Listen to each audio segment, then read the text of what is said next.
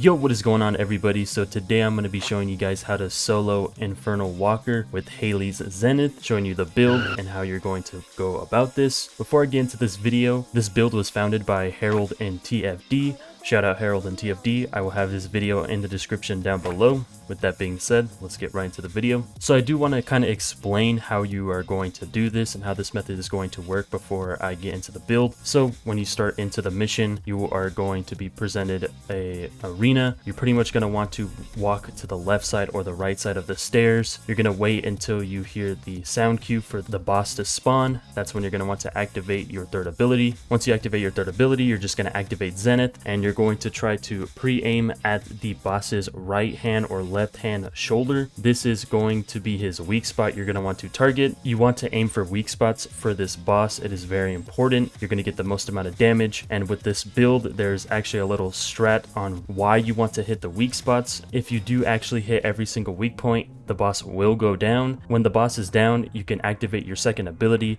doing a big burst of damage, which is going to chunk a lot of the boss's HP. Once the boss gets back up, it's going to go in its enraged form. This is when you kind of want to run around the arena, making sure that you're dodging the mechanics of the boss. So the boss does have a pattern with its moveset. First, it is going to shoot out a machine gun, and then it's going to charge up giant missiles that are going to shoot at you. He shoots around 4 of these missiles. They do big giant blast AoEs and leave out fire on the floor, which will tick for high damage. So make sure that you are running away from those missiles. He also has these homing missiles that will track you, kind of like the normal Swamp Walker. These are really easy to dodge. You just have to roll away or just make sure you're just running around the arena. Once he does his 4 big missile barrages and his tracking missiles, this is when he's vulnerable. He's just going to go back to his machine gun phase. You're going to want to actually use Zenith at this point. You're just going to keep shooting him with Zenith. Make sure that you are in an optimal spot, not like in the spot I was in. You want to have a clear shot of hitting his weak points. Once you've hit all his weak points, he will go down and you've completed the mission. So going over the builds, starting off with the weapon of choice, you are going to want to use the Perforator. This is going to be very important. Now in his video, he does have a fully catalyzed Perforator, but you actually do not need to catalyze your Perforator at all. This right here is actually all you're going to need to fight this boss. The 3 main mods you're going to want to have is Compulsive Magazine, Expand Weapon Charge, and Payload. So you want Compulsive Magazine and Expand Weapon Charge for the rounds per magazine. This is going to be very important because this is going to increase the max amount of rounds you have on your Zenith. And then you're going to want Payload, which reads, when landing a firearm weak point attack, rounds are not consumed for 3 seconds. This actually also works with Zenith. So when you're shooting Zenith, you actually have a chance of not consuming any of your rounds. What this means is you are going to have 8 rounds, but when you are actually shooting with Zenith, you can actually get 3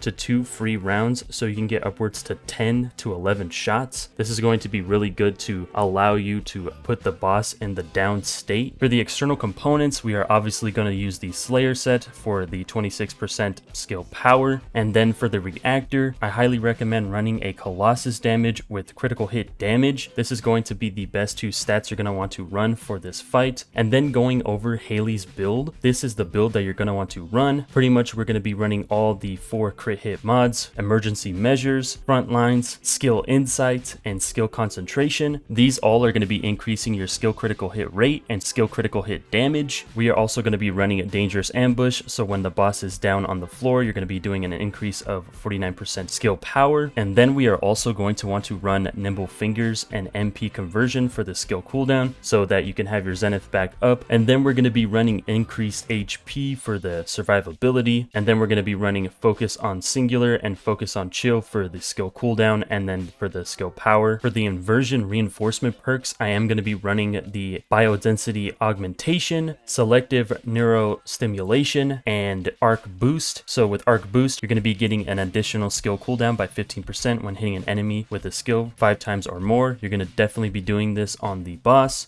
It is also going to increase your skill speed and skill range. And then with selective neurostimulation, this is just going to have a chance of recovering our MP by 12% of our max HP. And then for biodensity augmentation, this is just going to increase our max HP by 11% whenever you defeat an enemy. So if you kill one of the grunts that the boss spawns, you will have a chance of increasing your HP by 11%. And yeah, that's going to be pretty much it. Those are going to be all the things you're going to need to solo Infernal Walker. I hope you guys enjoyed the video. Peace.